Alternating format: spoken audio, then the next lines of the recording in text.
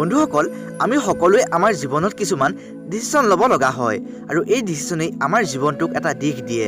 শুদ্ধ ডিচিশ্যনে আমাক মাটিৰ পৰা আকাশলৈ লৈ যাব পাৰে, আনহাতে এটা ভুল ডিচিশ্যনে আমাক আকাশৰ পৰা মাটিলৈ লৈ আনিব পাৰে।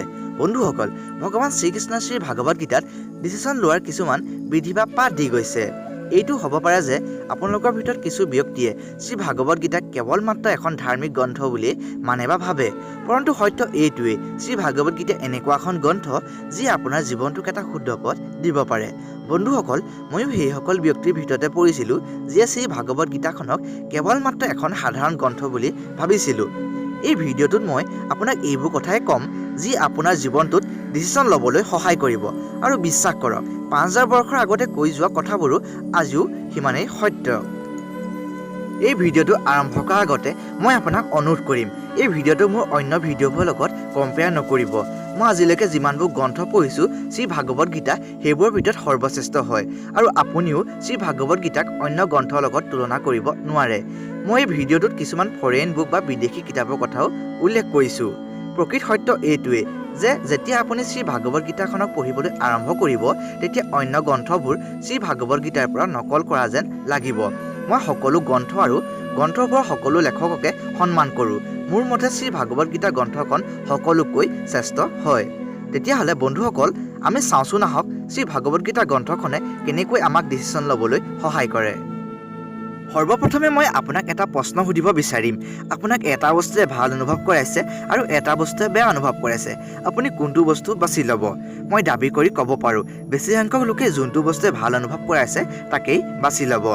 অৰ্জুনে যুদ্ধ কৰিবলৈ বিচৰা নাছিল, কিয়নো যুদ্ধত শিক্ষাগুৰুসকল আৰু সম্বন্ধীয় লোকসকলক হেৰুৱাৰ ভয় আছিল। কিন্তু তেতিয়া ভগৱান শ্ৰীকৃষ্ণই অৰ্জুনক যুদ্ধ কৰাৰ মাৰ্গ দেখুৱালে। আমি কেতিয়াও কোনো ডিচিশ্যন আমাৰ ফিলিং বা অনুভৱৰ আধাৰত ল'ব নালাগে, কিয়নো অনুভৱবোৰ বা ফিলিংবোৰ খন্তেকীয়া হয়। এইটোৱেই হৈছে first lesson. Feeling are temporary, never take decision on the basis of your feelings.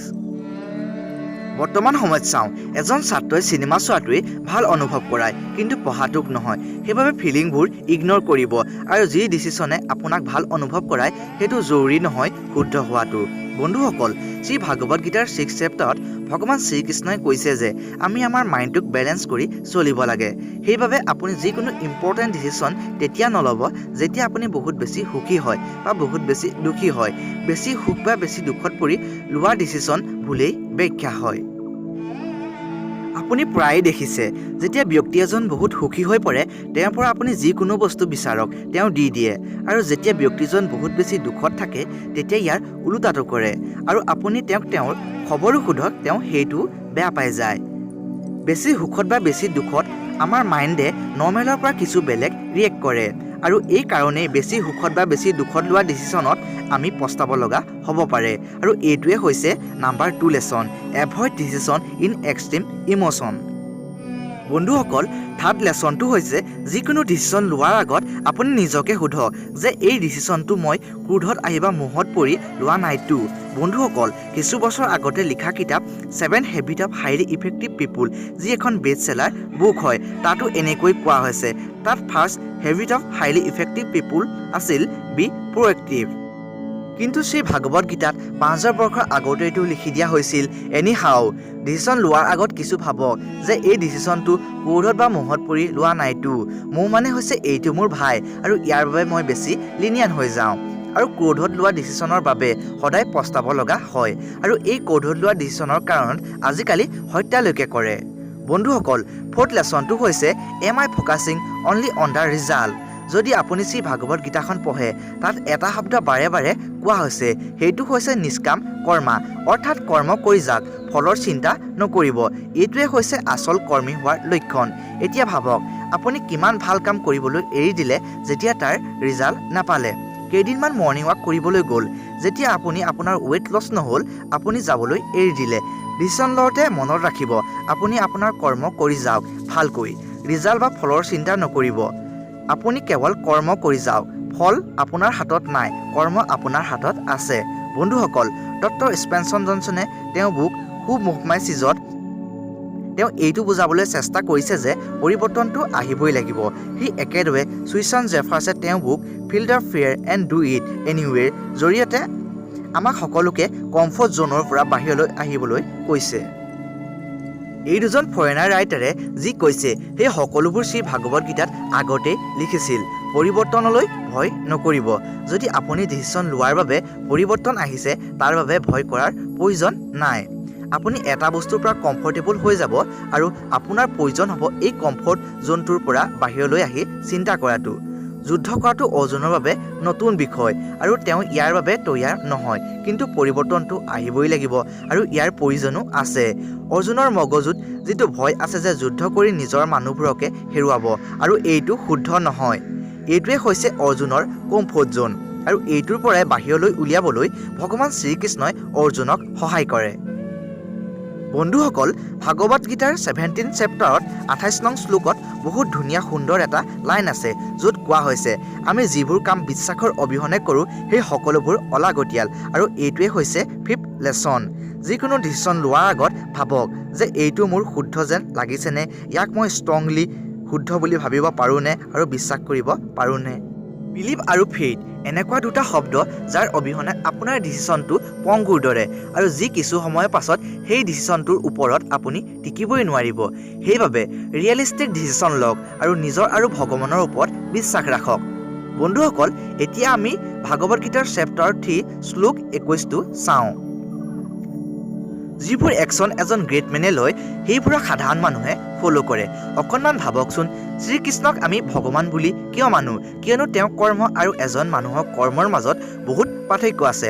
শব্দবোৰ সলনি কৰি যদি কওঁ, ভগৱান শ্ৰীকৃষ্ণই তেওঁ ষ্টেণ্ডাৰ্ড আৰু গ'লছক এজন সাধাৰণ মানুহৰ গ'লছৰ পৰা বহু ওপৰত ৰাখিছে আৰু সেইবাবে গোটেই পৃথিৱীয়ে তেওঁক পূজা কৰে। ডিচিশ্যন লোৱাৰ আগত ভাবক যে মই মোৰ গ'লছক বহুত কম ৰখা নাইতো, যাক মই অতি সহজে এচিভ কৰি ল'ব পাৰিম। নিজৰ চিন্তাক আৰু গ'লছক বেছিকৈ ৰাখিহে নিৰ্ণয় ল'ব আৰু এইটোৱে হৈছে 6th লেচন, কিপ ইয়ৰ গ'লছ হাই। এতিয়া যাওঁ নেক্সট লেচনলৈ, য'ত চেপ্টাৰ 3ত ভগৱান শ্ৰীকৃষ্ণই কয় যিবোৰ বস্তু সমাজ আৰু সকলো মানুহৰ বাবে ভাল নহয় সেইবোৰ বস্তু আপোনাৰ বাবে ভাল হ'বই নোৱাৰে। যদি আপোনাৰ লাগে এটা কাম কৰিলে আপোনাৰ কিন্তু লাভ হ'ব কিন্তু বেলেগৰ লোকচান হ'ব, সেই কাম কৰাৰ ডিচিশ্যন নল'ব। এইটোৱে হৈছে 7th lesson, what is good for society is good for you. বন্ধুসকল, 5th চেপ্টাৰত শ্ৰীকৃষ্ণই এইটো কথা স্পষ্টভাৱে কৈছে, যি ব্যক্তিয়ে পৰমাত্মাৰ ওপৰত বিশ্বাস ৰাখে তেওঁ সুখত থাকে। যিকোনো ডিচিশ্যন লোৱাৰ আগত পৰমাত্মাৰ ওপৰত বিশ্বাস ৰাখক আৰু ভগৱানক ধন্যবাদ জনাওক। এইটোৱে হৈছে 8th lesson, trust in the lord. বন্ধুসকল, অলপ ভাবি চাওকচোন, অৰ্জুন এজন নিজেও জ্ঞানী আছিল, কিন্তু কনফিউজনৰ সময়ত তেওঁ প্ৰব্লেমবোৰ তেওঁৰ ফ্ৰেণ্ড লৰ্ড শ্ৰীকৃষ্ণৰ লগত শ্বেয়াৰ কৰিছিল। আপুনি আপোনাৰ প্ৰব্লেমবোৰ মনত সাঁচি নাৰাখিব। যদি আপোনাৰ জীৱনত কোনো ব্যক্তি আছে যাক জ্ঞানী যেন লাগে, তেওঁৰ লগত আপুনি আপোনাৰ প্ৰব্লেমবোৰ নিশ্চয় ডিছকাছ কৰিব। এজন ষ্টুডেণ্টৰ বাবে এইজন ব্যক্তি টিচাৰ, ফ্ৰেণ্ড বা পেৰেণ্ট হ'ব পাৰে। মনত ৰাখিব, শুদ্ধ কাউন্সিলিংহে শুদ্ধ ডিচিশ্যন ল'বলৈ সহায় কৰিব। বন্ধুসকল, আপুনি শ্ৰী ভাগৱত গীতাৰ পেজবোৰ লুটিয়াই চাওঁতেও বহুবাৰ আপোনাৰ প্ৰব্লেমবোৰৰ চলুচন পাই যাব, কিন্তু এইবোৰক সেইজনেহে বুজি পাব যোনে শ্ৰী ভাগৱত গীতাখন পঢ়িছে। বন্ধুসকল, আচলতে শ্ৰী ভাগৱত গীতাখন পঢ়োঁতে আপোনাৰ এনেকুৱা অনুভৱ হ'ব শ্ৰীকৃষ্ণই আপোনাক আপোনাৰ জীৱনৰ ভিতৰত সোমাই চাবলৈ সুবিধা দিছে। বন্ধুসকল, আশা কৰোঁ শ্ৰী ভাগৱত গীতাখনৰ পৰা লোৱা এই জ্ঞানপূৰ্বক কথাবোৰে আপোনাৰ জীৱনত নিৰ্ণয় ল'বলৈ সহায় কৰিব। বন্ধুসকল, আমাৰ এই ভিডিঅ'টো আপোনাৰ কেনেকুৱা লাগিল তলৰ কমেণ্ট বক্সত কমেণ্ট কৰি নিশ্চয় জনাব।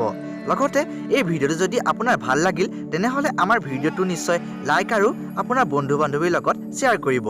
বন্ধুসকল, নতুন এটা টপিক লৈ আকৌ লগ পাম। আজিলৈ বিদায়। জয় শ্ৰী কৃষ্ণ।